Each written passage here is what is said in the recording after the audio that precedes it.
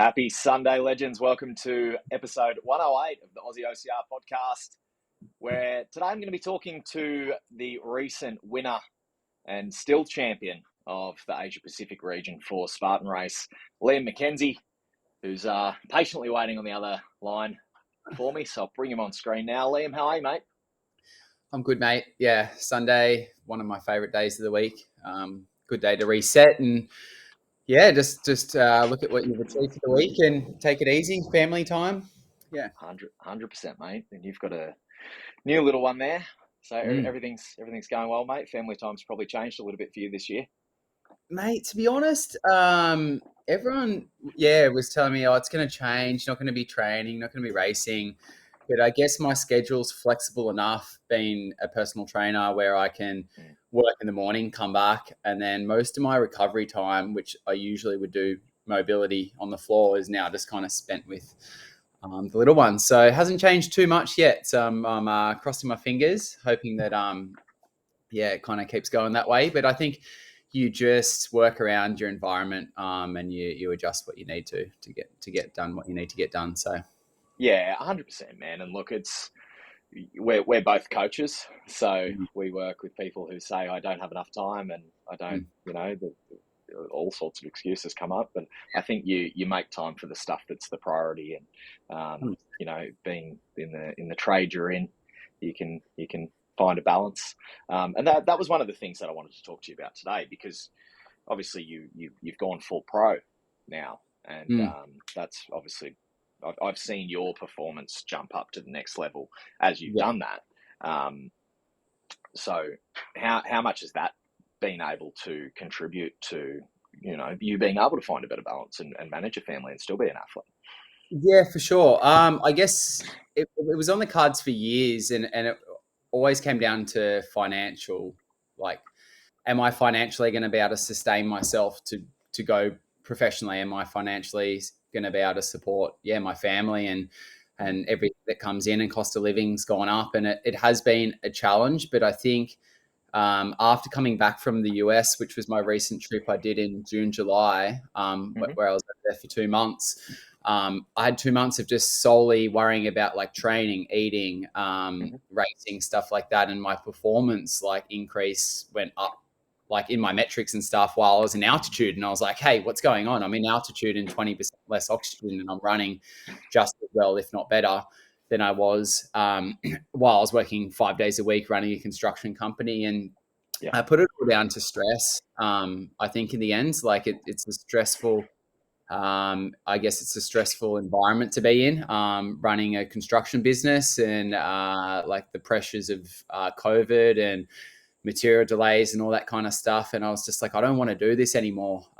It's stressing me out, and I don't care about money anymore. I just want to set myself up where I've got an income where I can, if I have to live week to week, that's fine. But I enjoy my coaching.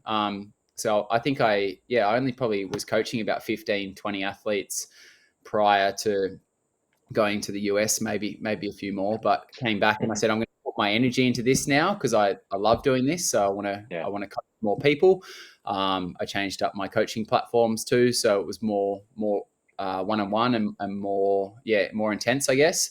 And then just committed to. I'd still probably call myself a semi-professional, because I work as a PT in 2 gyms, but it's only 15 hours a week of that. So probably looking at my metrics, maybe 10% increase in performance, whether that is all from stress, whether it's more time training. I'm lucky enough to live in an area where there is a lot of professional athletes too, and a lot of my time and training is spent with those guys. So I get a lot of knowledge from them in how to deal with that. They're training 30 to 35 hours a week. So when I was looking at my training volume, I'm like, hey, I'm training 8 to 10 hours per week. It's not enough to compete up here and to try and get to my ceiling. So I always feel like I was sitting down here, and there was still room for growth, and I still think there is too. So I guess I just I gave away the construction company, set myself up more with the coaching and the PT, and looked at those factors of, if I keep heading down this this direction of running a business and being stressed, and I'm only gonna hate myself when I get to the end of it. And I might have all this money, but like what did I really achieve for myself in the end? So best move I've ever made. I hear it a lot from people, like, oh, my job's so tough, my boss is so bad, it's so stressful, I don't have time for training. And I just try and tell people, like, you don't have to do that. There's if you put the time and the energy into what you do at a daily basis into anything, you will be successful, or you'll be successful enough to live, right? So For sure. and For sure. I think That the was best the I've ever made, I think. Yeah, there was a parallel then. The way you were sort of talking about going pro is the same way I hear people talk about, like, when they want to start their own business. They're like, oh, I just don't know if I'm going to be able to make it work, but I hate what I'm doing. And I'm like, yeah, just fucking do it. Like, you back yourself.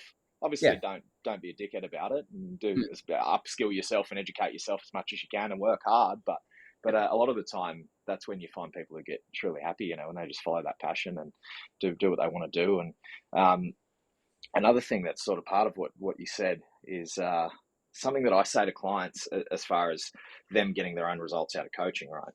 And that is, if you only have so much water in your watering can, and if you try and keep too many plants alive, they're all going to struggle, right? So if you just have too many fucking things on your plate, they're all stress. Everything's stress, whether it's spending too much time in the sun, or spending too much time at work, or arguing with your family, or whatever it is. Like, anything that takes cognitive load is leaving you with less in your cup for something else. So if you can simplify as many aspects of your life as possible, you're going to have more energy each day to put into the things that you really want to pursue and get better at.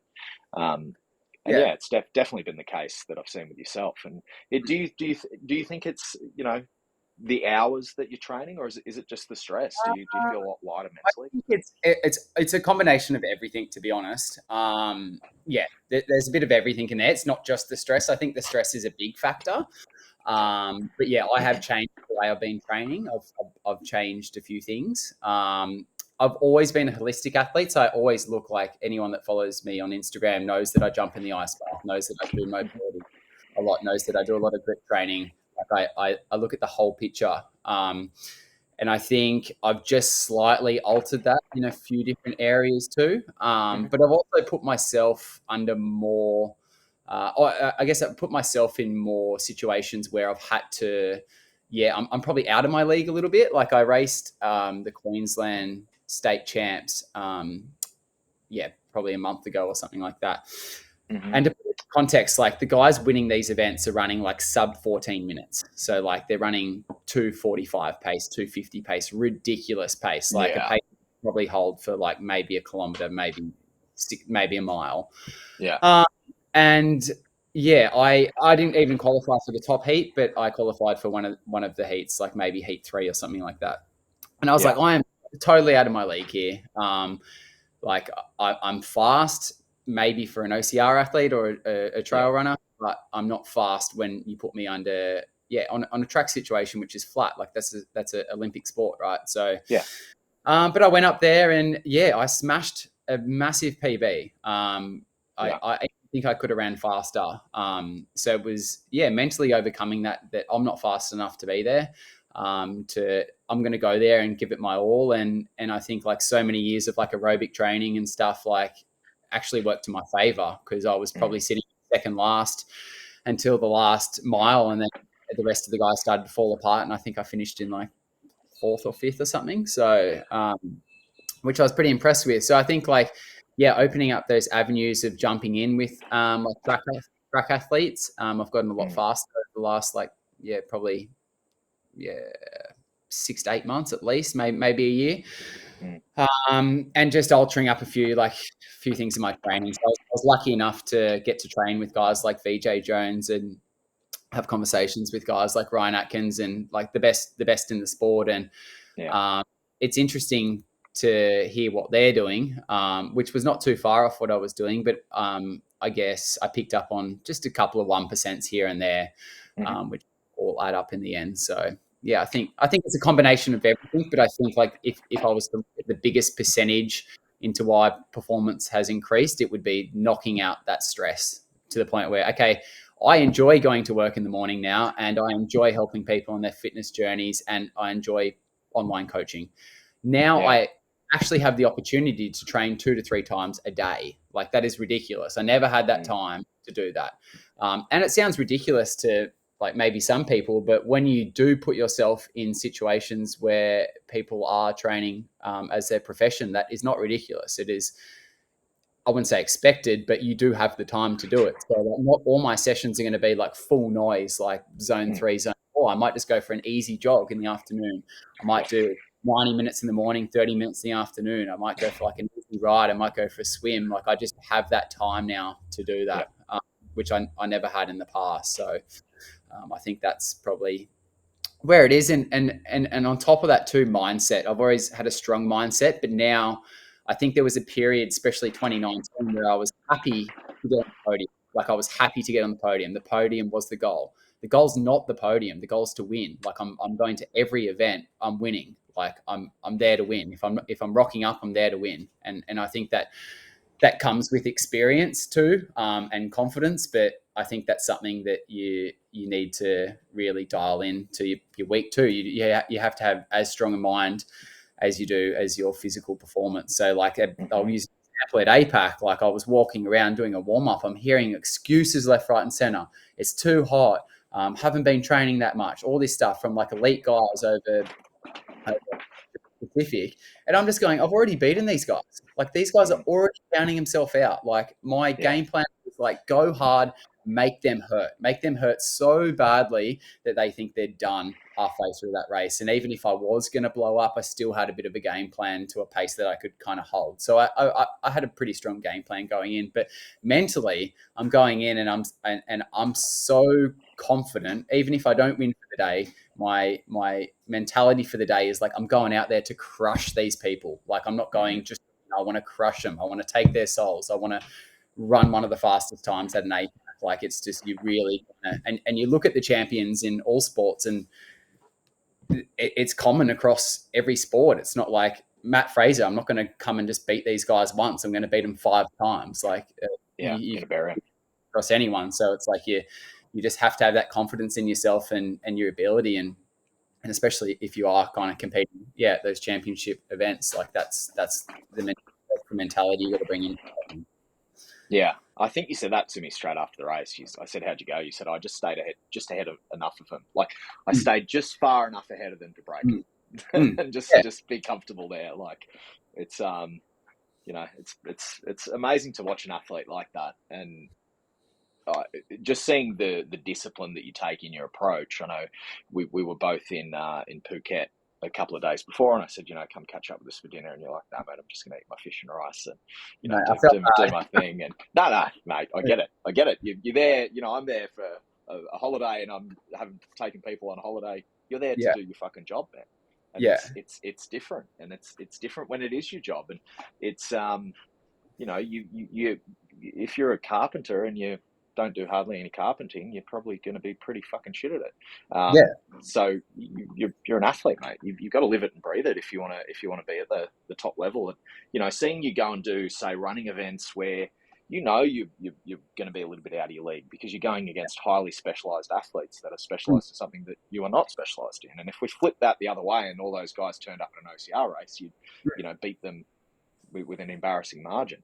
But seeing you do that and put yourself out of your comfort zone, and I know how competitive you are. So going in a race that you're not going to win is going to burn you a little bit. How much of that do you find is increasing your performance just because you are such a competitor and these people ahead of you, and how much of it is you actually being able to learn from these guys who are maybe better at this thing that they've done longer than you have? Like, are you picking up lessons from the road running guys? Big time, and I think they pick up lessons from me too. So I think it works both ways. So I might go do a session with them. They might come and run some hills with me and be like, "Wow, this is ridiculous. This 1,000 meters vert is screwed. I never want to come with you again." But I might go and run, like 2400s at like sub 3 minute pace, and that for me is just I'm in the hurt locker, and it's fine. You got to put yourself there, and like a lot of the athletes I'm training with are around my age or maybe even older. So there's a lot of experience in these training sessions and these meets and stuff like that. And I think like ego is something you've got to learn to control and really have it not as a motivator, or not have it come into play, because like if you're so worried about what people think about you, you're not going to be able to move forward. I had this exact conversation with someone 10 minutes before, and what's the worst thing that's going to happen? Like you're going to have like maybe not the performance you want for the day, or you're going to learn a really good valuable lesson from that experience, and that experience might be like, okay, cool, I need to run faster, or I need better grip strength, or I need whatever it is. Like I'll use the US. Like I did 2 weeks in altitude. I was like super fit going into that race, but I didn't live in altitude. Like it was 2,500 meters. I'm racing against guys that live in altitude, and I went going, yeah, cool. I know that my metrics and what I can run and my performance could get me to go like top 10, maybe top 5 on my best day. But I'm racing against guys that live in altitude, right? So to them, it feels normal, and they're so used to it. So there's some that you can factor into your training, and some things that you can't. But to put yourself in that situation, and you'll learn a very valuable lesson that you can then take back into your training, your life. Even if you win races, or I'll use the example. I came third in a race, and everyone's like, well done, you're on the podium. Like, that's so good. And I'm like, that was one of the worst races of my career. Like, I'm so disappointed in that race. And rather than carry on with excuses and stuff like that, I just took takeaways from it. Okay, cool. What do I need to do into my training? I felt a little bit weak here because I've been running more, maybe not doing as much strength. So let's bring a little bit more strength back into it. My compromised running didn't feel as strong as it used to be. So stuff like that. And I think it's a mature approach. Look back on the race and say, you know what, it might not have been the performance I wanted to have for the day, but I want to keep moving forward as a person, as an athlete, and to do that, sometimes you've just got to sit down and have that hard conversation with yourself. Are you actually putting in the work that you need to put in to compete where you want to compete? Are you that dedicated to your field of sport, like to whatever level you're competing at, that you're putting in the time? And like you said in Thailand, like multiple people coming to, how good was it? You're in Thailand. I'm like, it was fantastic. You know what I did for the first 4 days? Nothing. Like I literally went for a jog in the morning. I was worried about swimming in water. I was worried about like drinking, like all my stuff was like bottled water, as probably you guys. But I went to 3 different restaurants and I said, hey, all I want is grilled fish and like boiled rice. That's all I want. I haven't flown 9 hours plus 2 hours to Sydney plus a layover to get sick and not win this race. That was the only thing in my head. Win the race. It's not a holiday. I'm not here to experience Thailand. I'm here to win the race. So I've sacrificed like time with my family. I've sacrificed like exploring Thailand. Like, I'm looking at all your stories. It looks amazing. And I'm just sitting in my hotel room, like not wanting to get too sunburnt. So I'm not cooking myself for my race. So there's a lot of sacrifices along the way too. So like from like a outside perspective, you might look in on my Instagram and be like, oh, it's amazing. He runs mountains all the time. His life looks fantastic. Yeah, but like there are those points, but there's also points like I don't really have much of a social life because I use that time to like relax and reset and do mobility. Like at the moment, like my goals are like to keep moving forward with my like athletic career and try and do this like to make enough money to support my family. But that comes with big sacrifices too. So I'm gonna miss out on those holidays that you guys get to do and those experiences and stuff like that at this point in my life, and it's just a decision I've made. So there's a lot that goes behind it. Like I'm so lucky to have a partner like Beck who supports me and does all my emails and like chases up all my sponsor stuff and books my flights and all this stuff. I'm like I would not be able to do it with that support network too. So there's so much that goes into it. Rather than just rocking up fit on the day. So, yeah. 100%. And look, you bang on, man. I think excellence at any level is going to take a lot of sacrifice. I think if you're going to succeed in anything, be the best, you've got to go narrow, focus, and fucking deep, right? And I just sort of tackle it from a bit of a different angle, as far as I've made my business obstacle racing without me being the one who has to win the races. Sure. But it doesn't come without sacrifice either. Like, I've missed, especially like a couple of years ago when I was really fucking working my ass off to try and get shit off the ground. Like, man, I wasn't going out drinking. I wasn't going out partying. Friday nights I was doing podcasts. I was working while my mates are partying. I'm missing birthdays. You know, you got to do that if you want to get ahead. And it's funny how when you do get ahead, then people will start to, you know, maybe get a bit bitter about it. But mate, they don't see the work. It's interesting. You have so like, especially on social media, you have so many of these like excuses and messages and stuff that just keep floating around, like, oh, like, I would have gone to there, I would have done this, or rah, and it's like, well, like, if you're looking for an excuse, like, you'll find it, right? So 100%. you got to cut that out. And you just got to, like, there's 24 hours in a day. You're telling me you can't train for 30 minutes or 1 hour out of your day. You're doing something for yourself. You're telling me you do not have time for that. That is bullshit. Excuse my language. That is absolute rubbish. So you need to actually, like, look back and be like, okay, cool. I actually feel really good when I go for a 30-minute run or a ride or whatever. Like, I get those endorphins from that. Like, I'm doing something for myself. Don't get wrapped up in the fact of, like, I've got to run myself into the ground to make a living. Be smarter about it. I think the people around you are so important too, and that's why I like the idea of you know, trying to find the guys who are doing better than you, because there's no point being a big fish in a little pond. That's not how you're going to grow. You want to be the little fish in a big pond. You want to be going against guys who are better than you, who have lessons to teach you, and that, I think, translates to people who are trying to train as well. Like, if you're surrounded by mates who are going out and getting on the piss every night, and you're trying to get up early and go for runs, you know, that's not going to mesh so well. So it's fixing your environment, and you're right, man. If somebody wants it enough, they'll make it happen. And I think sometimes there's a bit of a disconnect between what people say they want and what they'll actually do.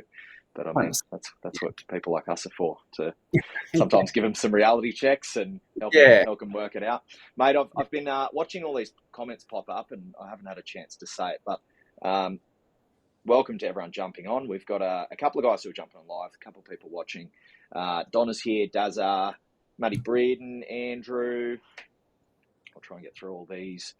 Dan's here, Marcus, Daniel Huntsman, Dominica, who I would also like to shout out for booking all of our flights and supporting all my crazy bullshit. Who's watching in the lounge room. Karen and Roz is here as well, guys. If you're enjoying this chat, share it far and wide, so we'll get more people come on. And guys, this is an interactive conversation. If I didn't want you guys engaging, I would be doing this not live, and I'd be editing it.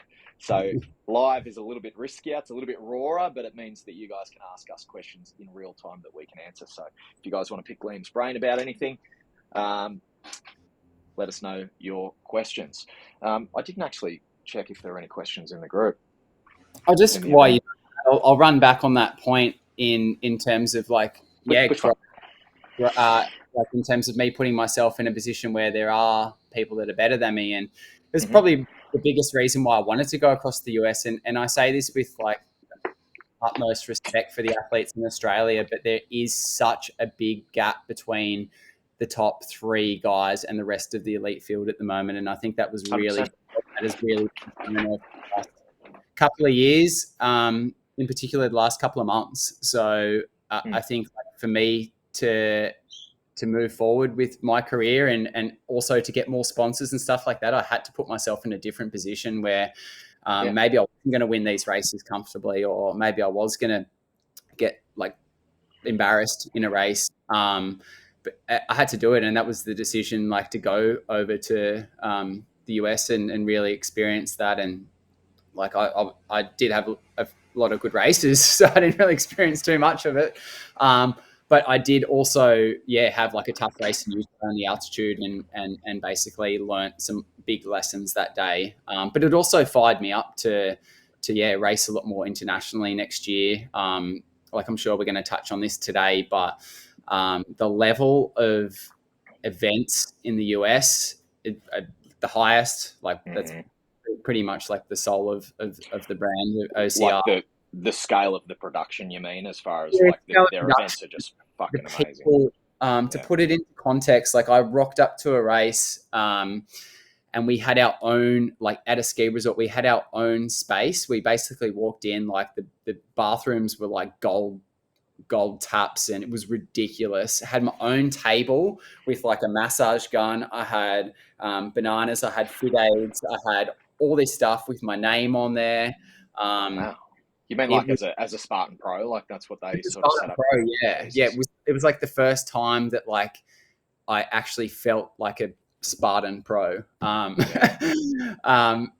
just the experience was amazing, really, really well looked after. And I guess I've found like that to a smaller scale, like racing in Southeast Asia too. Like the first time I raced in Malaysia, I finished my race and they took me straight to a massage tent, and like the experience I've had over there is been second to none, like world class. Like US on a bigger scale, but then even just coming back from Thailand, I'm just like, wow, like that, like the people involved in those events, and like the people you get to race against, like Asia being like all the Asian countries being quite close together. You get to race people from like Thailand, you get to race people from Philippines, like Malaysia, stuff like that.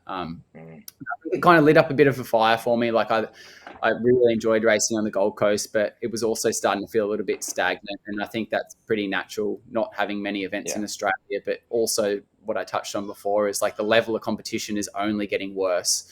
And I say that with a lot of respect to everyone racing, but it is like the stats speak for himself. We're losing athletes in the sport. Like Joanna Hills is not excited to come to a race. Like she is world class. She needs to be getting flown across to the US. Those moves need to be made, and it's hard. It's hard for all of us to see, I think, but at the same time, we need to step out of our box and our comfort zone and say, you know what, it's actually going to cost me the same amount of money to go and fly to Malaysia and race over there, or to go to Singapore, or like US is going to be more expensive. But hey, do I love this sport? Do I love what I'm doing? Do I want better competition? Do I want a better experience? Maybe I do 2 races of the year overseas rather than do 6 in Australia. It's a big thing that I'm, because I'm very worried about mate, I echo fucking everything you just said, mate. Like I think I did my first international in Hawaii in 2019, and I was just like, damn, this is not the same fucking thing as it is in Australia. And I would say arguably the events in Australia were much healthier then. So the comparison, and then we went to the Philippines in 2020, and I was like, damn, Asia's fucking even amazing. And like you're in a like a country that parts of it are pretty third world, and you're like at the event going, this is what they put on here. This production value is incredible. It's like the difference between seeing a band at a fucking pub or going to an arena to see Michael Bublé, you know. And we, I raced in Chiang Mai in August, I think. And I just said, damn, all over Asia, they're killing it. And which is why we, took people with us to Thailand to race, and that's what I said to people. You can train, you can come over and race in Thailand with us for the same price you can go to New Zealand, and it's not the same thing. You're going to get a different experience. And Mike Goodwin over in the Asia Pacific region is a fantastic operator, and Alan, the manager from Spartan Thailand, just runs a really tight ship, and they just look after you, man. They just tell you, what do you need? What do you want done? I send them emails and they go, yep, we'd love to help. If it's within our ability, we'll help. And it's been sad to watch the sport decline a bit. I think it's just maybe COVID hit a lot harder here than it has in places. And like, to come to the defense of operators in this country, we have challenges here that we don't have over there. In that it's a lot cheaper to get people on the ground in Asia to do stuff. It's, logistically, they're much smaller places with a lot more manpower to get shit around. In Australia, we do fucking everything pretty well. Like we do like every sport. So we have like 25 million people spread out across every sport you can think of. So there just isn't the population density for things to be as popular. But yeah, mate, I'm hoping, I'm really optimistic that things get turned around here and we start to see some things change.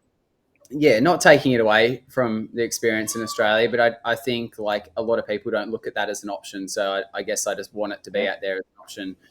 If you are struggling with your motivation to get to an event, maybe look at doing that. So you can do your holiday with you guys with Onemoorerep, or you just go across and race in Singapore and have a holiday with your family and stuff like that. Absolutely. Because there's big changes happening next year. I can't talk too much about it, but yeah, the sport as we know it is not going to be. It's going to be different. Yeah, very different. So, did you see the new? Can't remember where the event was, but the spear. Yeah, so the circle, and it's got a metal bit, and then you got. I'll see if I can bring it up because I saw it on Obstacle Racing Media, so I should be able to raise it and put it on screen. But basically, what we're talking about, guys, is they've trialed a new design of spear. Here we go. Hopefully everyone can see that. So basically it's a piece of wood with a hole in it, and in the back is metal. I don't know if the audio is going to come through. So if you land in the circle, it's going to hit the metal. It's going to make a ding. If you land on the wood, it's a fucking wooden sound, and that's a fail. So no longer is the spear going to stick and hit the target. You just have to either connect with the metal and it's a pass, or you connect with the wood and you fucking do a burpees or a run loop or whatever it is.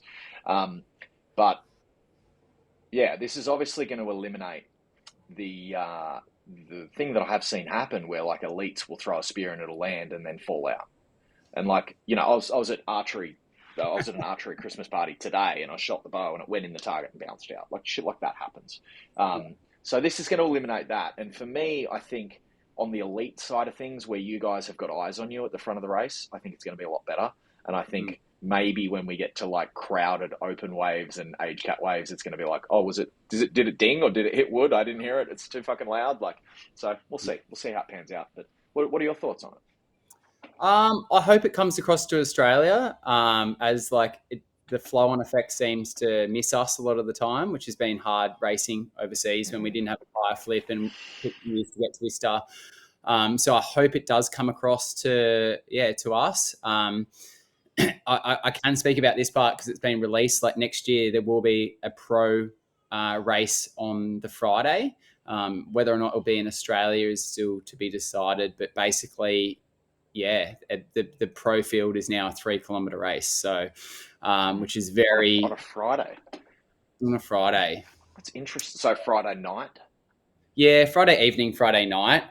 In the US, because they've got so many people, there'll be waves to qualify for it of 1K loops. So you've got to run 1Ks with your obstacles, and then you get a qualifying time whether or not you make the heat at the end. So I guess positive for it is you're going to bring in like more like quality fast runners and probably more people from like Ninja and stuff. So I think that would be good for the growth of the sport. As far as I know, the media for it's going to be huge. So potentially, whatever media they decide to do, but they can actually follow the athletes for the whole thing and not lose coverage. So I think that would be exciting. Would prefer there to be that and still 3 events for the year. So we still go to each event and we race on the Friday, for instance, but throughout the year we have like a sprint to start the year, then we have a super, then we have a beast. And then across those 3 races, you get crowned a champion over age group and elite. I think that would be amazing. So I hope they do that. I think if it's solely just 3K events, I'm probably maybe give it a go, but it's not something I'm going to travel around to race 3 kilometers. It's an interesting move because I get it for a lot of reasons, and you listed them, and it's probably a middle of the market thing as well. Like it's going to appeal to more people who are maybe like 21Ks in the bush, fuck that, you know. And I think it is going to help the sport grow. But to your knowledge, does it mean that there's not going to be competitive or prize money for, say, a beast moving forwards? Yeah. So from what I know, next year the money will be getting removed from those races, and I don't know if it's going to be coming down to Australia or how. I don't know what Australia's plan is. No one ever really knows until it happens, right? So I'm not sure they know. so I'm not too sure there, but I think I guess in terms of like pursuing a career or trying to pursue a career in OCR, especially in Australia, I don't like the chances of it. And from my perspective and my conversations with my sponsors and stuff like that, they're wanting me to move into trail running because they're just worried about the growth and everything that's kind of changed up. So I think I'll still be racing, but I don't think it's going to be my focus for next year, which is exciting for me because I've always wanted, like I missed out on racing Buffalo Stampede to qualify for the Australian team last year due to a New South Wales Spartan event, which I was happy to race, but I was also disappointed that I missed the chance to qualify for Australia. So I think the opportunities for me and my growth are going to be bigger, kind of focusing on that next year. And I'll still be racing OCR, but I think like my love is running 2 hours in the mountains. Like I love running like beasts. Like it's my favorite distance, like more vert, the better. I love fast supers. It excites me. Sprint, I'll do it if it's part of a trifecta, but it's like I'm not that excited for it. So if you drop that down to 1K and 3K races, I'm not too psyched, to be honest. So. Yeah, it's just a different thing, isn't it? Yeah, You know, it doesn't bother me so much because as long as the longer races still exist, like for me, it's always been like I got into fitness and I was helping people lose weight and get abs, and I'm like, this is good and I'm pretty good at this, but it's a bit shallow. Whereas when I got people, once I went and did obstacle racing, I'm like, oh, this is different. Like mentally, this is changing me. And then because I was getting into it and I had clients, and then they started coming with me, and then I'm like, oh, all these fucking people are changing. Yeah. These guys are getting stronger mentally and more resilient, and they're making better life choices. And then I was like, there's something really to this. Like this is really life changing stuff. And that was why I sort of turned the whole business into getting people into the sport. For the most part, man, my guys aren't elites. Some of them stick around long enough and they end up on age cap podiums, and we definitely cater to that. And, we had a couple of guys win age cap championships in APAC. But for me, the real magic is when I get somebody who's 130 kilos and I see them do their first sprint, and then 6 months later they do their first super, and, a year after that they do their first trifecta, and now they're 80 kilos. And I'm like, this is fucking amazing. Like you've changed the trajectory of this person's life forever. Yeah. It's an interesting move. I don't know how it'll go in Australia if they push it. I think it'll work really well in the States. And again, I think growth of the sport, like it's getting a little bit stagnant. Like again, especially in Australia, like I spoke about before. I think in the US, it's going to bring in like more guys from like track and field and stuff like that, which are exciting. We'll bring in more money into the sport, bigger sponsorship, stuff like that. So I think it's a great move. I just think, I hope that they're still not going to lose the sprints, the supers, the beasts, like the backbone of like why we all kind of started doing this in the first place. I hope that's still an option as part of the events, because again, like I think it's amazing. And I think like you spoke about before, like people coming in doing their first 5K sprint like that, I'm all about that too. I don't think the focus should ever be on the elites. I think the elite side of things is good for like ambassadorship and getting them out there, having people to like aspire towards. But I think like the backbone behind it is the everyday people that come and they run their 5K and they run their 10K and like you said, they end up doing a beast and next minute they're doing a hurricane heat for 4 or 5 hours. So there's progression literally baked into the sport. Like it's like if you can't turn up and do a 3K, it's like now all you're going to do if you're going back to that 3K is I'm going to do the 3K better. And you might complete more obstacles and stuff, but it's not the same thing. Like I don't think people get hooked on, say, doing half marathons over and over like they do Spartan. It's just not. They're different. They're different things. We love the unknown, right? And that's the the issue with trying to get in the Olympics, which one is really exciting, but two, like we rock up like, hey, how tough is this going to be? Like we want a tough experience. We want it to change us. We want to get out there and be like, oh my God, do I have to go up Mystic Hill one more time? Like that's ridiculous. Yeah. There's a difference too, I think, in the, like, I like the longer stuff because psychologically I'm stronger than what I am physically fit.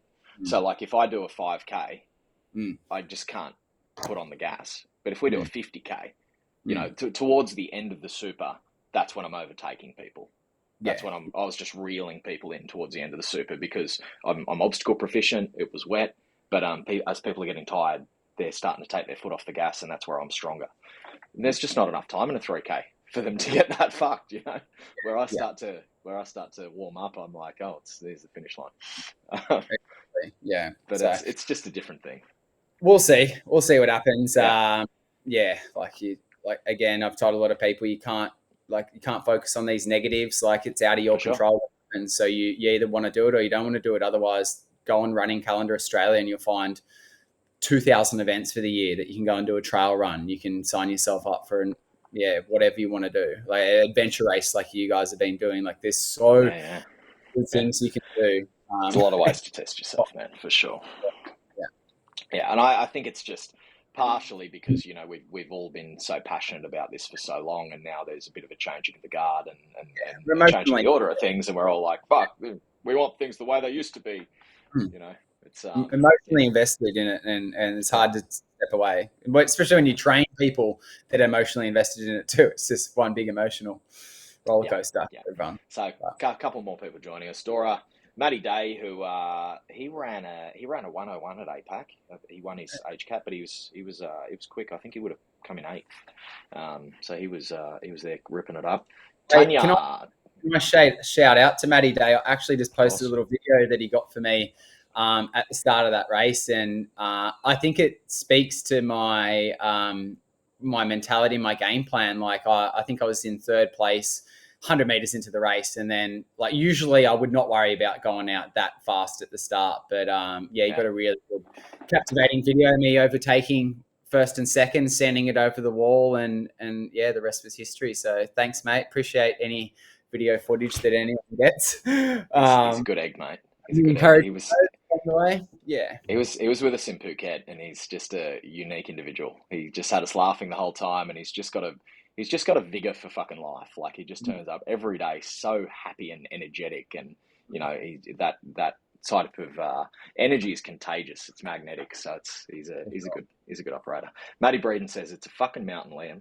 Talking about Mystic, which I think we're talking about. He also said camp motto: take their souls. So is the Mckenzie method camps that you've been doing. I did one of your local ones here, and it was fantastic. And I think we've had sort of clashes with events. Actually, I think your last one we were in Chiang Mai, we were in Thailand racing when you had it. But tell us a bit about your Mckenzie method camps, man.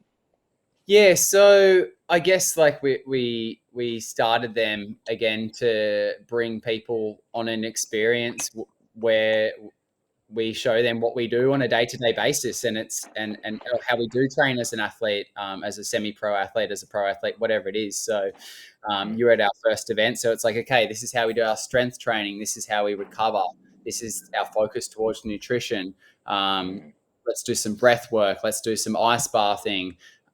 Let's go out and do a trail run together on the Sunday. Let's do some rock climbing. So just giving people a bit of an insight and an experience into like what we do day to day, what we do on our weekends, stuff like that, and how fun it can be like to train. That's the thing. It's like I get a lot of comments like, oh, you've trained so hard for that race. And it's like, yeah, I guess I'm training, but at the same time, I'm just going out and doing what I love to do. Like it's my hobby. So it's crazy when you tell people you go out for a 2-hour run or you run up your driveway for like an hour and a half. Like they just look at you like, are you okay? Do we need to call someone? Like, are you...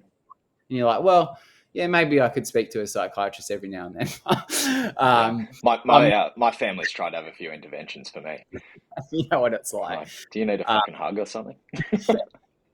But yeah, so just to bring people in, and yeah, we had a really successful first camp and up on the Gold Coast there, and unfortunately COVID came and kind of wiped us out for our next one for a while. But then yeah, went back to the sunny coast, really successful again, and now it's at the point where we put it up, and within like I think 10 hours we sold out like 25, 30 tickets to the last one, which is coming up in Byron. Awesome. So I've actually, and that's another thing that's allowed me to do this more full time. I put a lot more focus into my camps. So like next year, we're going to have 1, 2, 3, 4 to 5 camps next year. Fuck yeah, man. Do you know where you're going to go? Because you've been around a couple of places now. I'll announce most of them. So we're going to start in Byron in Jan, which is coming up in a couple of weeks. And then we're going to southeast Queensland, which anyone that follows myself or Quinton or any of the Queensland mountain runners, we do a lot of running at Mount Barney. So we're actually going to base ourselves there and run up the biggest mountain in southeast Queensland, which we did last weekend as a bit of a training run. But it's, I think I saw that video, you and Liam bombing down that hill. Yeah, me and Quinton. Yeah, I've got a good story. Quinton, sorry. The climb is 1,100 meters over 4Ks. So to put that into perspective, it's basically stairs, mate. Yeah, it's just big boulders. So good story with that. So Quinton came for the first loop. So we ended up doing a double loop, myself and my friend Jack. So it was about nearly 2,600 meters of climb. Jack Gill? Yeah, Jack Gill. He's quick. He's quick, yeah. So Quinton gets out his camera and we're running down this single trail. And lucky it's probably like the safest part of the mountain because there's like sides to it. And Quinton's filming and I'm still like taking note, but this is a good lesson too. Like you have to be so switched on when you're running downhill. Like you're looking at your feet, you're looking at your next move, stuff like that. And I think there was a brief second where I looked up to look at his camera and maybe do a smile or like a whatever. And unfortunately, the side of my shoulder got caught on like a vine. So I moved too far off the trail, got caught on this vine. I got flung sideways, full cartwheel in the air behind him. We're still looking at the footage. And then I've rolled and smacked my head into the side of a tree stump, pretty badly. But lucky, I don't know why, but lucky enough, like it didn't knock me out. So it was a good lesson to that I am a human, and I do need to remain switched on no matter how good I think I am at running downhill. And it gave me a good lesson with a bit of a headache for the remaining hour and a half on the second loop. But that's I guess like touching back on the point with the camps. Like we line up those days with myself, Quinton, like Jack, and we have such a good time. But we get in some serious work too. So like we're like we said, like we're running 2,600 meters of climbing over like 26 Ks. Like we're on our feet for 4 hours. Like we're doing the stuff where you really kind of should be putting that time in. If you're thinking about doing it ultra and bright, like you're going to be on your feet, like winning time for 6 hours. So I guess like trying to give people an insight into like how we would coach them to get ready for a race. Also like what they can experience by like starting their fitness journey, whether you start flying, like you can get to this point where your 2 feet will take you to the top of this mountain, like 1,400 meters in the air, overlooking the whole of Queensland. Like not many people get to experience that in their life. So that's my biggest thing with coaching. Is like I like if you want to win races and you want to work towards goals, that's amazing. But really, I want you to be able to get on a plane and go to Thailand and go run up a really steep mountain and experience that. I want you to go to Queensland and be able to do that on your weekends. It's just such a special thing to be able to do, and for me, I'm so grateful that is my life. That's why I don't see it as I see it as my life. So it's a pretty good way to live. And it's an important thing.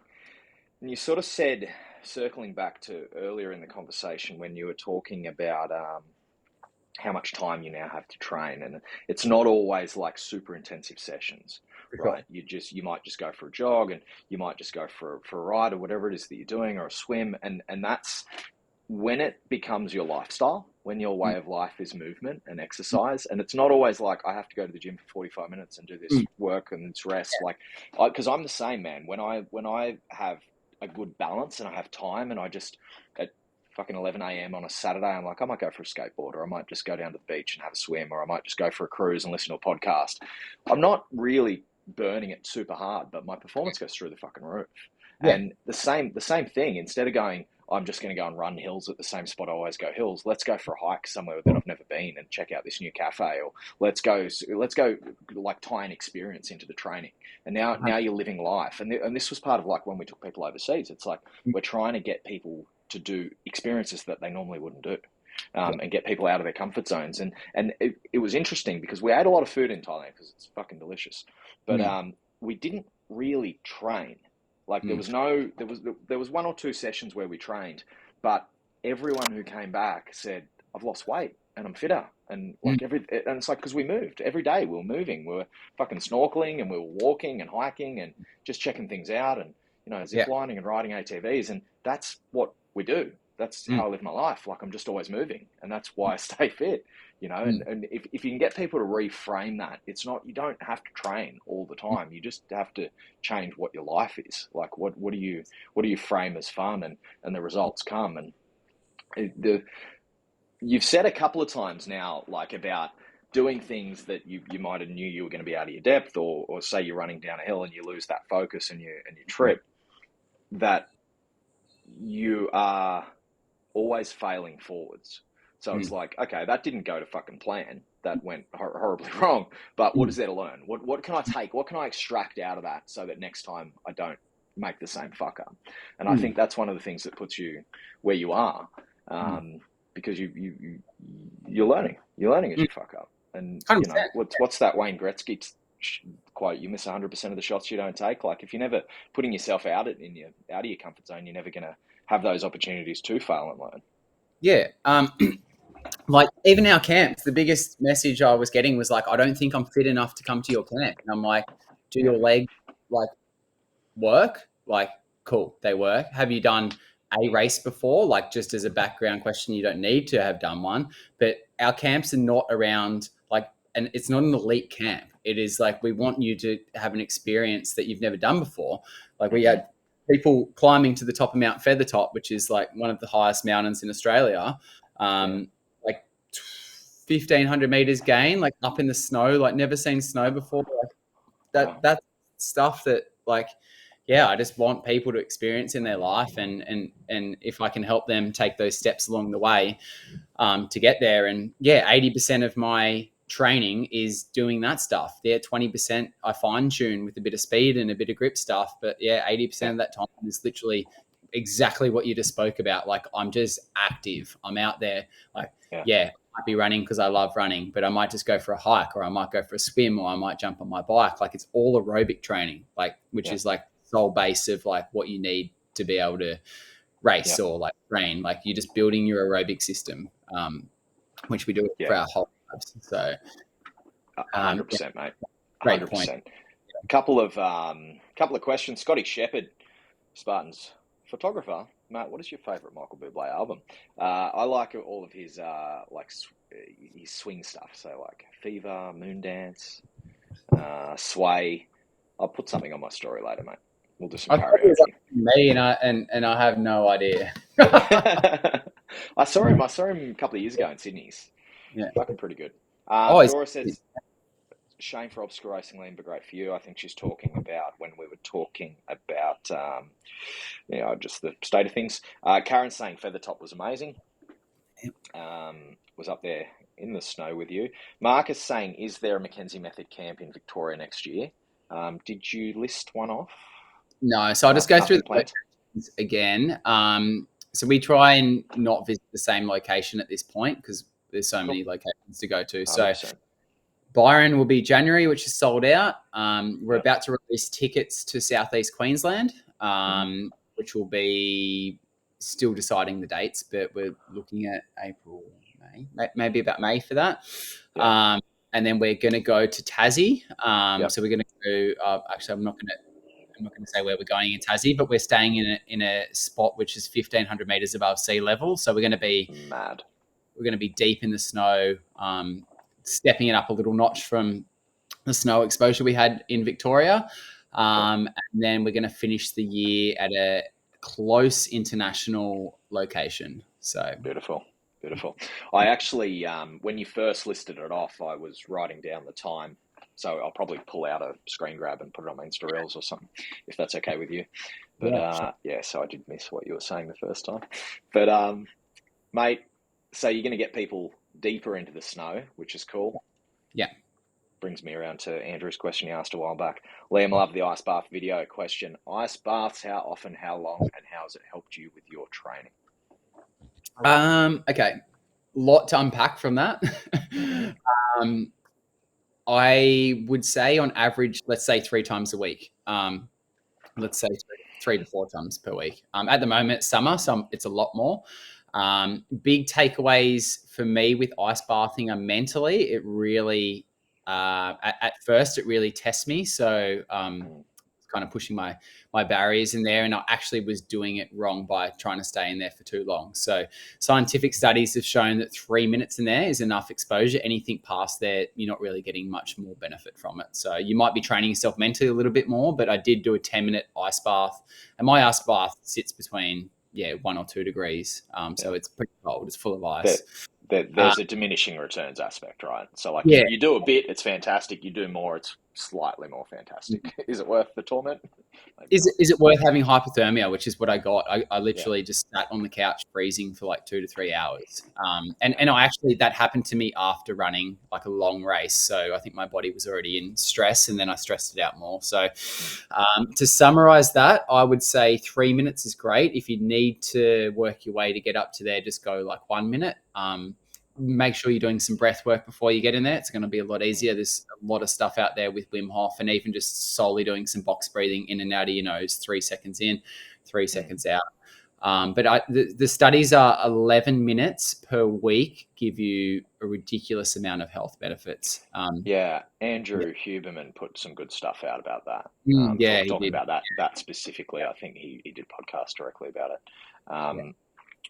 And it doesn't have to be as hectic as yours. I feel No, not at all. 12, I think anything under 12 degrees will give you benefit. I feel need slightly more exposure when it's not as cold. A little bit more exposure. And again, you just ease your way into it. I've been doing it for 6+ years.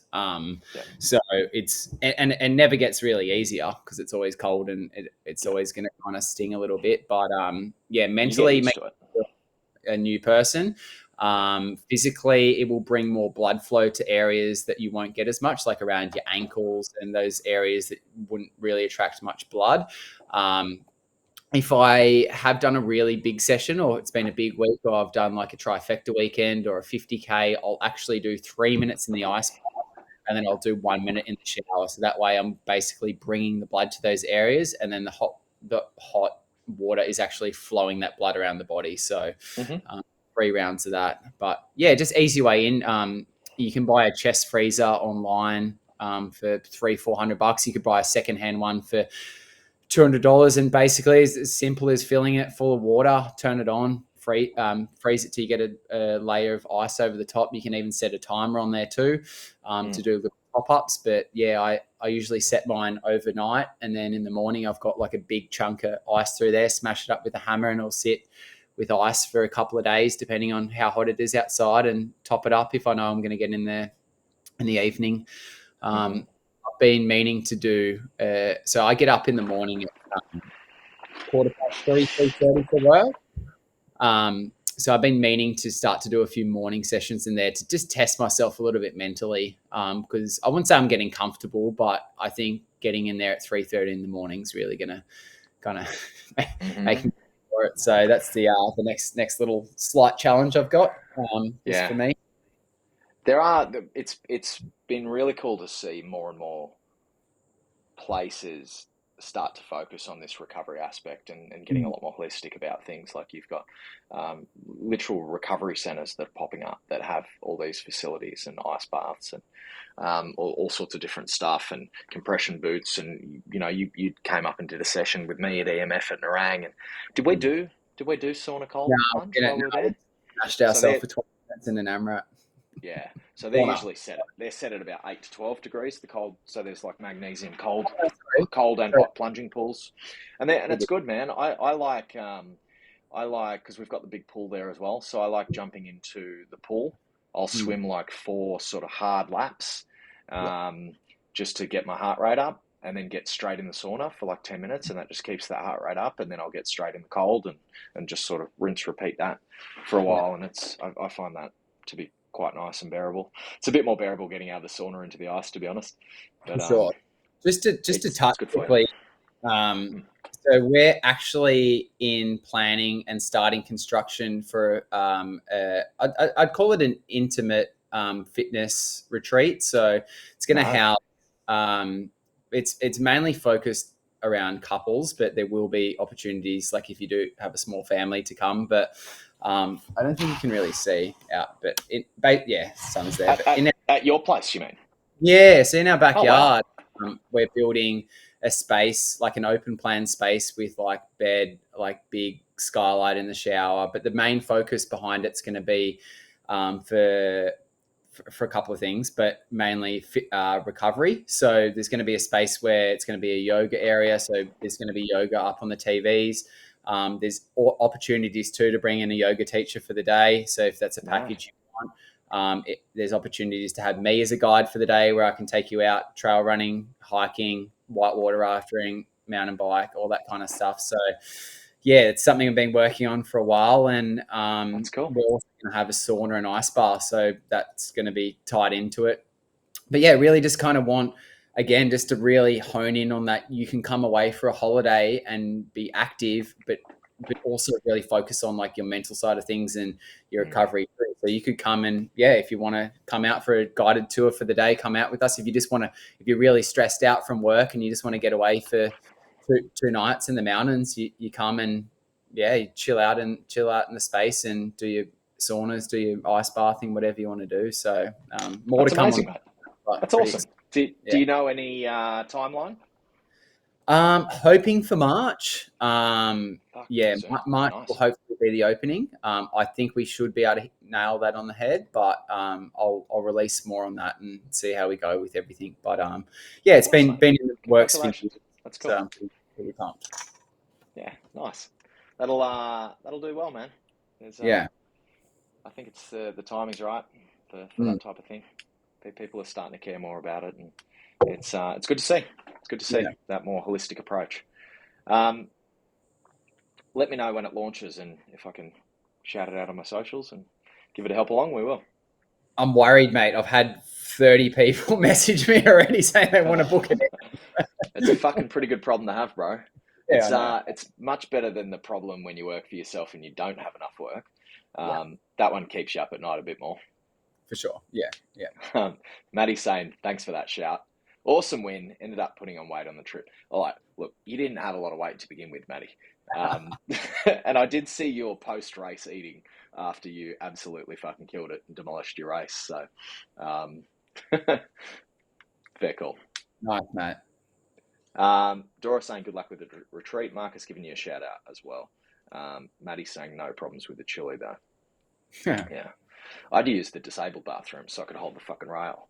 It was, rough. Thailand's good. I love chili, but you pay for it. So, mate, what was some of the highlights from training with guys like VJ and some, Ryan Atkins? I don't know if you said you trained with Ryan. I know you went running with VJ, but what were some of the biggest takeaways and those 1% things that you did pick up from those big boys? I'd probably say, it depends actually. So I guess and I didn't train with Ryan, but just had a bit of time chatting to him before and after the race and stuff like that. But I guess like dedicating yourself towards the sport more and what you want to achieve was a big takeaway too. So I think I was always dedicated, but I think I wasn't putting as much on the table as I could. Like I've always had a plan in how long I wanted to race competitively in the sport and stuff like that. And I think if I wanted to achieve what I wanted to achieve, I just had to change a few things up, like sacrifice, running a construction business and maybe a little bit of money there.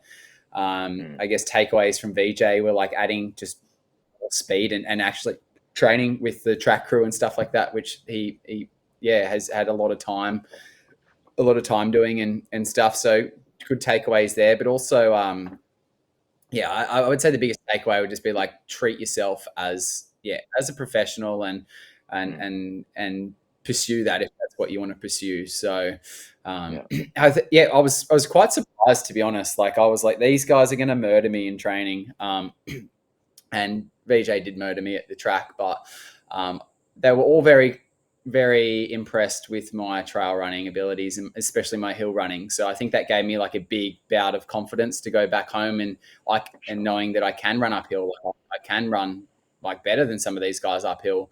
What do I need to do to change up that performance that I wasn't as happy with in Utah? Like, what do I need to do to change that? And they're those 1%ers, maybe even 5%ers that I took away from that trip, and I can't wait to go back and hopefully get to race against them again.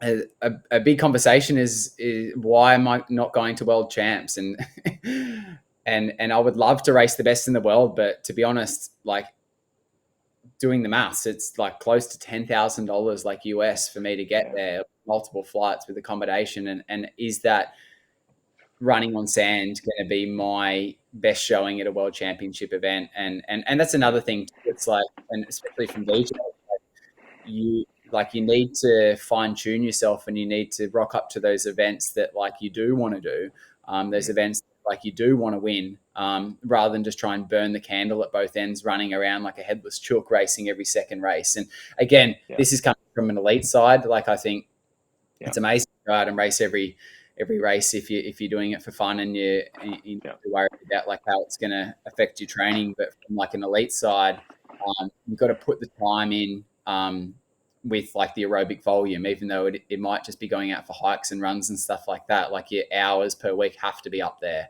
You do have to put time into your recovery, and then like if you do want to get the good sponsors, you have to perform. So I think they're probably the biggest takeaways I took from those guys. Like treat it more professionally and rock up as prepared as you can be, which I always do my best. But I think if I was to reflect back on Utah, I might have just raced Utah and not gone to Dallas and then gone to here and gone to there. If I wanted that to be my race, I should have just gone there for a month and just trained specifically in that Utah area. So I think that's something that OCR racers struggle with, and maybe all athletes, I'm not sure, maybe road runners as well. And it's a conversation that I've had to have with a few clients who will sort of get into the sport, get quite good at it, start to win age cap, and then go, I would like to step into elite, or I'd like to just, take this a lot more seriously. And it's like, okay, well, all that extra shit, like you can't turn up and do all your hurricane heats and full trifectas, and you can't just sign up for every fucking trail race that's on. Like you need to pick your battles. You need to work out. You need to give your body time to recover and really go deep and really just focus on what your specific weaknesses are. What are the things that you have to get better at? And it's a difficult transition, because I think, like, I'll sign up for absolutely anything. I just love getting out there and doing the sport. But it's difficult if to perform better, you actually have to do less, as far as less red line stuff that's gonna be taxing. And I've seen you do that. You didn't even turn up to the sprint on the Sunday, even though there was prize money. I think you just went and ran an ice mountain in Phuket, didn't you?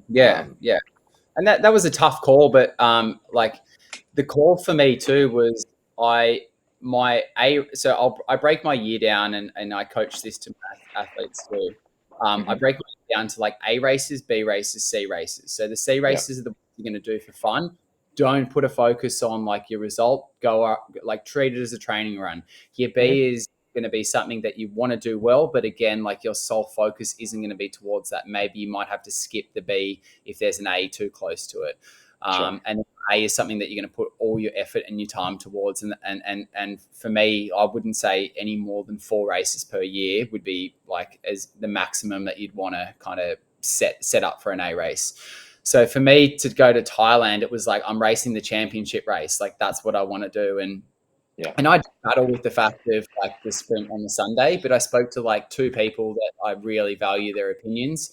And one was like, well, one was telling me, how would you feel if something happened to you on the day and you did not get the result you wanted to? Like, how would that take away from the performance you had the day before? Yeah. And from just hearing those words, there was no option on the cards for me. It was like, yeah, cool, there's money involved, but how would I feel if like there was guys that I smashed on the Saturday talking that they beat me on the Sunday and or they could have beaten me on the Saturday, but this happened and stuff like that. So Yeah. like for me, there was no decision. It was like, this is my last race. It was on the calendar. I raced a championship race. I know the best guys will be in this field. Would I feel good about winning extra money on the Sunday? Yeah.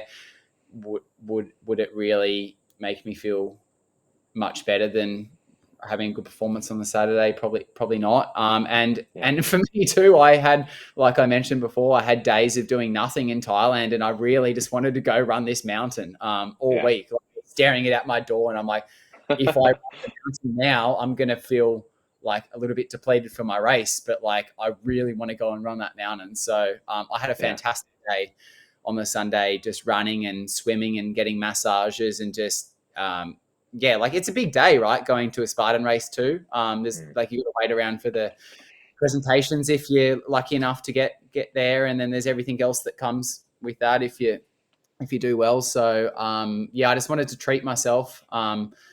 And yeah, like Quinton said to me, mate, you're the APAC champ. Go and fucking enjoy it. Like go and enjoy it. Don't worry about another little podium to put on your wall. So it was. I mean, it wasn't life-changing money either. It was the prize money at APAC was surprisingly low. I saw it was $1,000 USD for the winner, the elite super, and what was it, 300 US for the sprint the following day. It was more, mate, and I I did have a think about it. It was more. I think it was close to $600. Oh wow, US. Yeah, looked at it. Okay. That's a bit.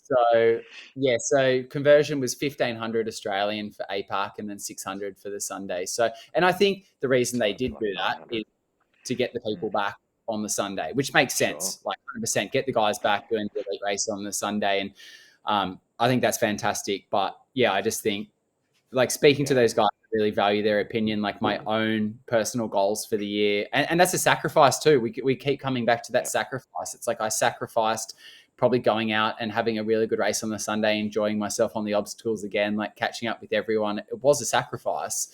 But I also got to look at the bigger picture, and it was like, this is my A race. Like I want to walk away from this trip just like with that in my mind, and all anyone remembers is me winning that race, and whatnot. So yeah.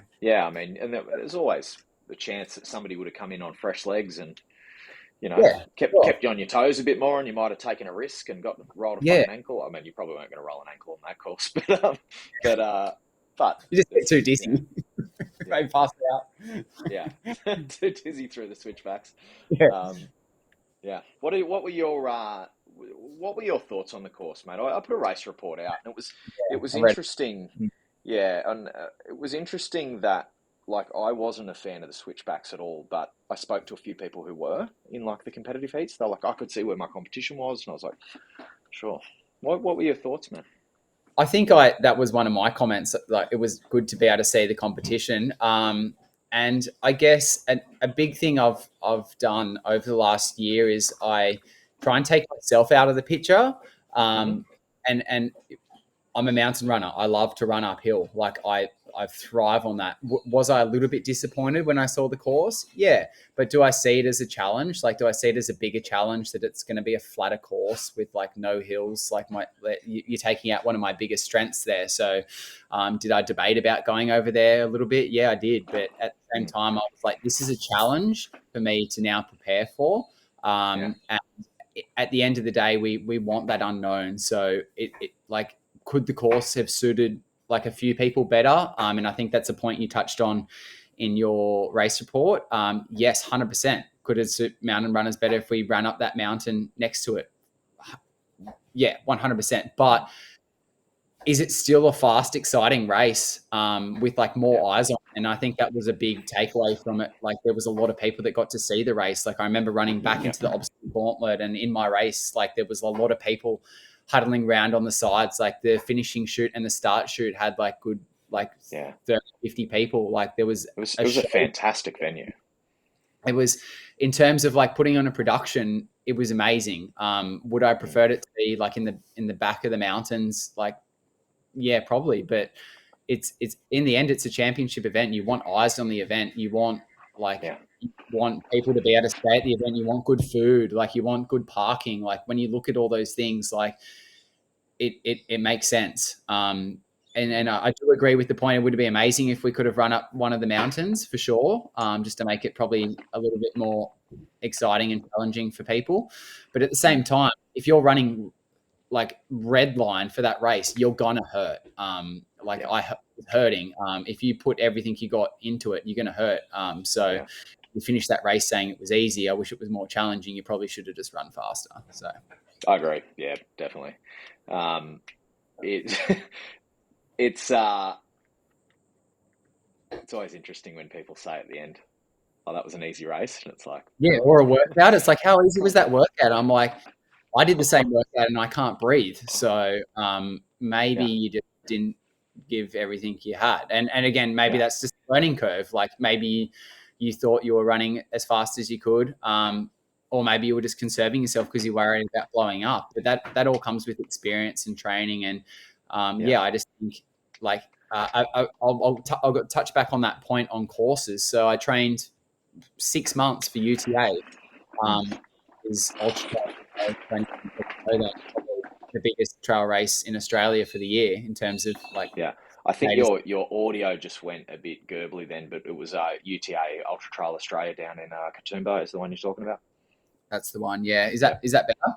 Yep, yeah, 100%. We did actually have the fucking internet dropped out a bit a while back, and I thought we were going to lose the signal, but sorry if it went a bit shaky. I was watching it, guys.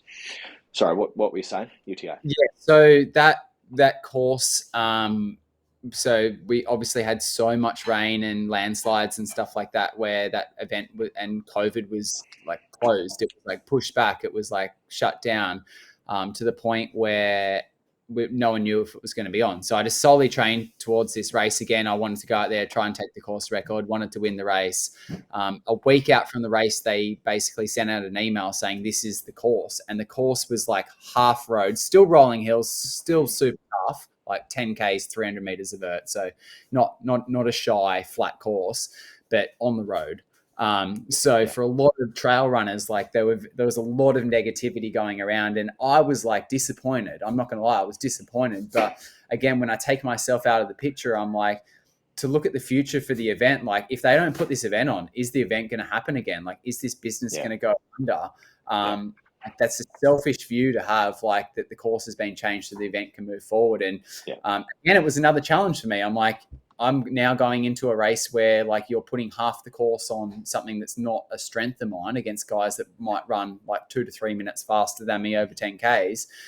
But it's a challenge, and it hurt. Like it was super tough. It probably would have hurt me more than the course, like having to run like low 3-minute pace on rolling hills on the road. But I still had that strength on the back half of the trails where I was able to overtake people. And my takeaway from the event was like, could the course have suited me better if it was like on the other side and it was 1,000 vert? 100%. But like, did I have a good experience from it? And am I grateful that I was able to still go down there and race against some of the top guys in Australia, and lucky enough to come away with like, probably one of my biggest career podiums. So I think, it's easy to look at the negative, but it's also, I think it's also, like healthy to look at the event and be grateful that the event does go forward and you are able to go out there and experience something different that might challenge you more than what you wanted. It's a making the best of a situation. Like, it's just optimism as well, just having a glass half full approach. What's the good that you can pull out of each situation? It's always negative. It's always fucking problems if you look for them. and I spoke to a couple of athletes who didn't even travel over to APAC because it was flat. I think I saw Monica Holmwood did a post and said, I'm not traveling for a 10K flat race. And, obviously it wasn't your, I would say, specialty, in that you're still obviously fucking fast on the flat, but on the hills, your winning margin probably would have been bigger again. Yeah. But it's that putting yourself in situations that aren't optimal, often where you do learn the most and where you do grow the most. If you just stay in your lane and stick to what you know, you're going to progress slower, to be honest.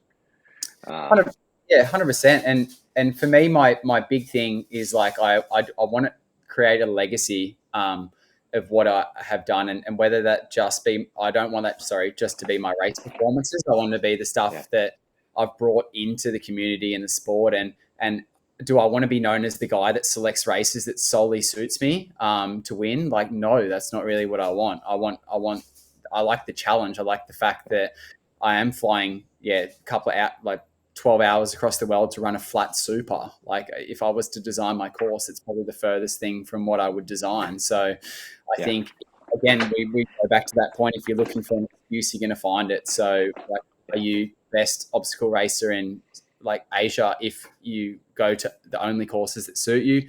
Not really. Would people consider you, like a champion of Spartan APAC if you were only to rock up every 4 years when it was a exact course that suits you? I don't think so. And that, as you look at guys like Ryan Atkins that can show up to a race in the desert and still come second in the world. Like, I look up to guys like that still, and I think it's so impressive.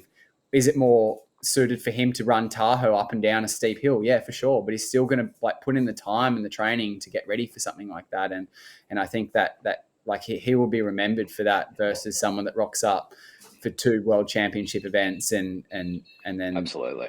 That's it's and again, everyone's different, and I don't want to put a negative spin on that, but I think I get what you're saying, mate. There's not as much glory if you're cherry picking, right? If you're just going, I'm going to be good at this, and this, so I'll just do that. I think it's what's the word I'm looking for? Not maybe in personal integrity. I know in just tackling everything and seeing what you can do, and some stuff you're not going to do as well, and you'll go into a running race where you're not going to podium, and it's a good thing, man. It's a good mentality to have, I think. You got to keep. I think it's one that people can emulate. And like you said, if you don't put yourself in those situations, like you will end up taking steps backwards, because like maybe there isn't a course that suits you for 2 years. What does that mean? You just don't race for 2 years? Like, it's an interesting mindset to have. I think it's important to kind of keep pushing yourself and keep growing as a person. And was I daunted about going to Thailand and getting smashed and not getting on the podium? Yeah, it was like stressing me out for a bit. But in the end, I was like, I know I've done the work. Do I want to try and like retain the title? Do I like want to go over there and represent Australia? Yeah, I want to do all of those things. So let's do it. If we fail, we fail. But let's fail. What am I looking for? Let's fail. What's the fail saying? Forwards? Fail forwards. Yeah. So yeah, definitely, mate. We've been chatting a good little while now, I think, on a Sunday arvo. I always appreciate your time. I know how busy you are, mate. Is there anything that you want to go over that we haven't touched on yet? Really, I think we've touched on a lot of things. I would say biggest takeaways to me are put yourself out there. There's always been that conversation between like running age group and then moving to elite, and I think like for our sport to move forward, especially in Australia, we need more people in the elite heats. Like, if you're going to come 10th, 12th, 15th, would that not be better racing against the best? Like, would you not be able to like grow forward as a person in doing that? And I think a prime example, and it's a hard one to use, but we look at New Zealand and there was 4 women in the elite heat.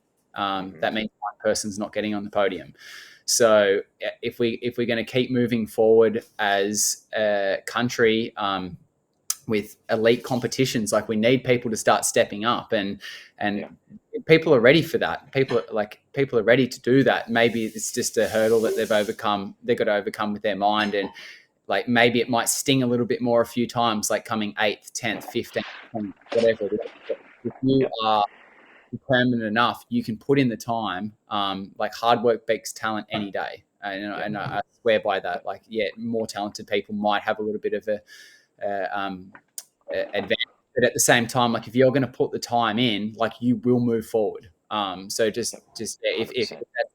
it's a conversation I have with a lot of my athletes, and I did message one of them saying, like, I know for a fact that not many people are over at this event, so make sure you sign up for the elite. Like, if you want to race elite next year, this is a great opportunity for you to put yourself in that spot and see how it feels.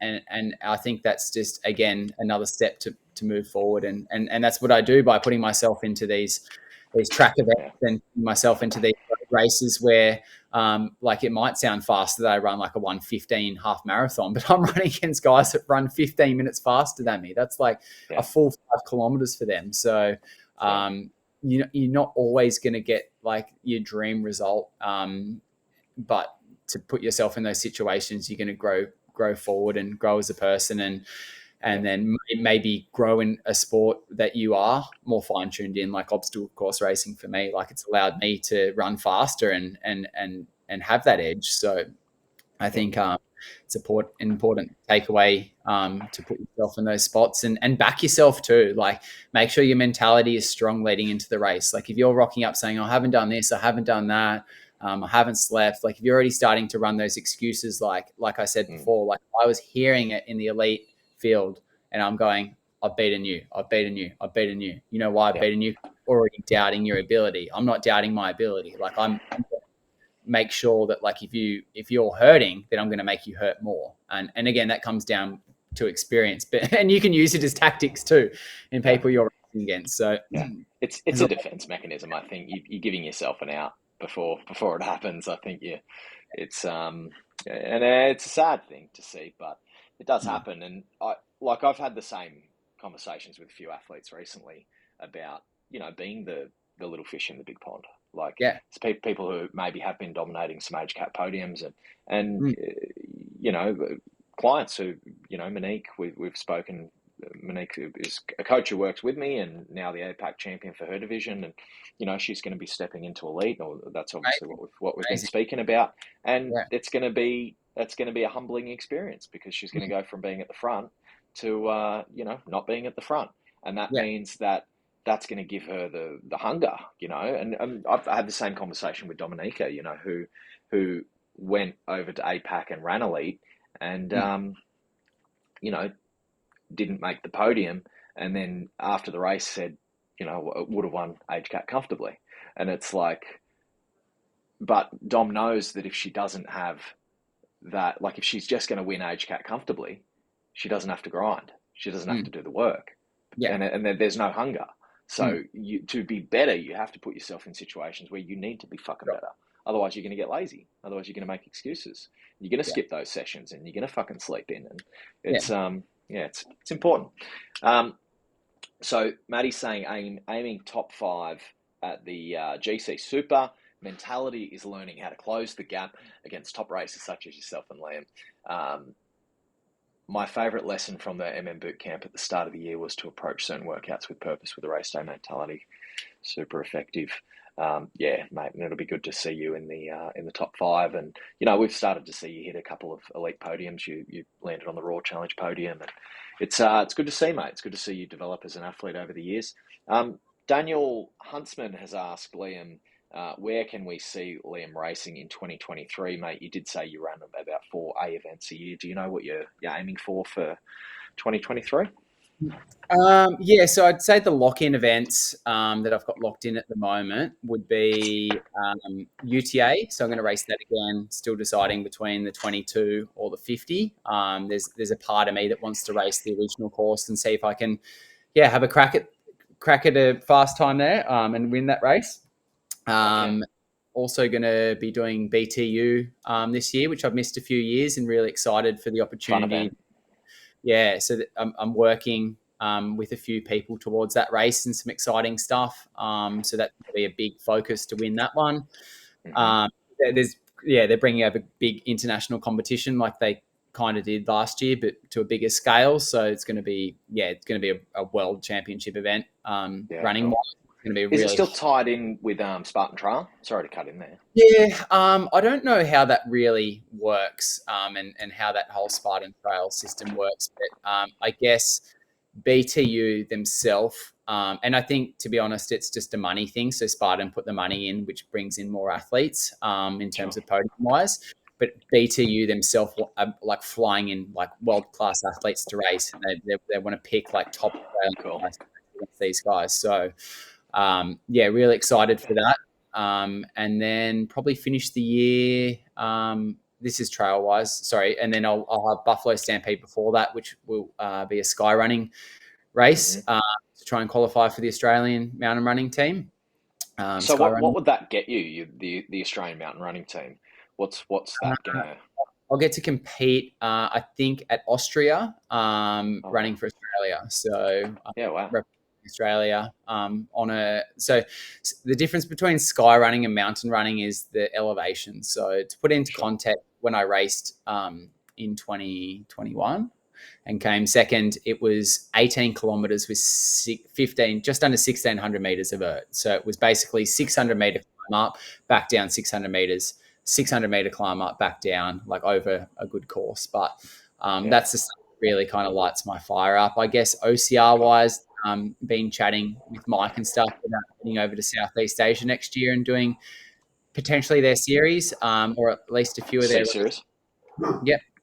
I'm not too sure in the Australian season. Gold Coast will be there because it's a local race and I love that course. I personally think that's the best course in Australia. Like Bright's amazing, but I think like the toughness of the Gold Coast and like the rugged terrain make it so tough. And I love that race. So that will definitely be on the calendar. As for the rest, I'm not too sure. So are you looking at Gippsland doing the ultra at all? There's a chance I'll do the ultra because it's the only distance I've never won, and that kind of completes a big bucket list goal of mine to win that. And I feel like I put myself in a good position this year in Bright to do that, but I just made bad mistakes with some of the nutrition I took on, which is something I'd never taken prior, and I just made a bad call for the day and ruined my race.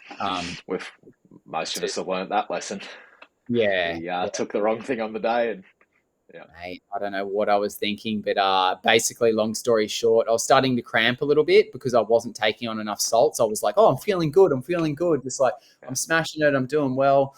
Didn't take enough salts on, and usually I have like if I'm really cramping, which I was starting to really cramp at like 30 Ks, I usually just take like a proper sports driven, what do you call it? Like a pickle juice.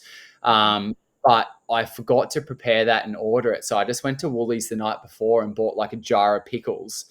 I got to my aid station, like I was down there solo, so I was just kind of in my own little world. And instead of eating the pickle, I drank the pickle juice. Oh fuck! Straight vinegar and like onions and all this stuff. I went from like being cramped to having so much gas that I was running like a little bit and then having to stop to like break wind or like burp. And I was just, I think like me and Lockie were so close up to 30. And then there's this massive gap. And to people looking around me, they're probably like, oh, he's not going to finish. And I was like contemplating like just pulling the pin because I was like, I've just absolutely ruined myself here. But I kind of had about 7-8 Ks of like, been in just a really bad spot to starting to feel good and finished pretty strong for the last 10 Ks. But again, it was a big learning curve, and I'm so dialed with my nutrition that I was so shocked that I managed to make that mistake for the day. But again, good takeaway from the race, and I still have unfinished business. Like my first ultra, my Achilles nearly tore, so I pulled out again, winning. And then my second one, I drank pickle juice from Woolies, which was vinegar and onions. Third time mate. It's going to be at altitude. My only issue with Gippsland is like I don't have anywhere to stay. So if anyone has an Airbnb that's not 2 hours away from the race, I'd love to get a Mate, message. I had a spare room and I just put someone in it. Unfortunately, Right? Yeah, we got straight on it as soon as they yeah. announced the event. We looked and went, "Oh, there's hardly any accommodation. Let's book this immediately." Hardly, mate. There's Um, nothing. I don't know how it's going to go, but we'll see. uh, yeah, we'll see. We will I think I'll see. be running. I think I'll be running that 50 with you, mate. So Cool. You can pace me. yeah, I think I might just sprint right at the start. Did you see that dude in the marathon who just fucking sprinted at Yeah, the start of the marathon for the first 200 meters? yeah, yeah. I So might just do that and let's then do that. You get all the glory photos, and you can just and then just claim it. Yeah. start walking once there's no cameras. But cool, mate. It'll be a good year for sure. I think we'll be over in Race and C Series with you Mm. as well. Cool. It's fucking amazing, and we've both said it to anyone still watching. Mm. You know, you can jump on a plane and get over and race in Southeast Asia. Your dollar goes an amazing distance there, and they really treat you like superstars. They put on world class events, so we are going to be there racing all year. We're going to be doing some trips over there, but Dom and I are going to be just turning up at races and racing ourselves as well. So yeah, definitely look into that, guys. If you're keen on the sport and you're feeling maybe a little bit disillusioned with how things have been running. Yeah. Cool, mate. Anything else to add, or we might wrap this up? Hey, That's pretty much it. Yeah. Thanks everyone for your time, and I hope to. Yeah, don't ever be shy to say hello. I get a few messages saying, "Oh, I saw you at the race and wanted to come say hello." Maybe after the race, just so I can zone in on my race. But I'm always happy to have a chat to people yeah. after I've kind of had my race. So if you ever want to He's come up holding a and jar of green shit. Don't drink it. no, I've fine tuned that one. So if I'm rocking up to Gippsland, I'm going to be in fine form. So I'm just my last thing is getting Lockie to go to that race because I feel like it's going to be a hollow victory if I don't beat that man in the 50. So maybe if everyone can start to comment on his Facebook and Instagram, calling him to get to that race, you might see me on the start line for that one. So we'll see. I'll see if I can G Lockie up. Everyone just message him, just unsolicited. Go to Gippsland. Couple of guys saying thanks. All right, Liam, you hang around, mate. Cheers for everyone tuning in, guys. The replay will be up on YouTube as usual. Let me know who you want me to talk to. I've got a couple of people that I'm trying to reel in, but you know, I want to speak to the guys that you want to see me talk to. And yeah, I can't think of anything else to say. So Liam, you hang around for a minute, and I'll end this live, and we'll have a quick chat. See you guys. Have a good afternoon. Bye.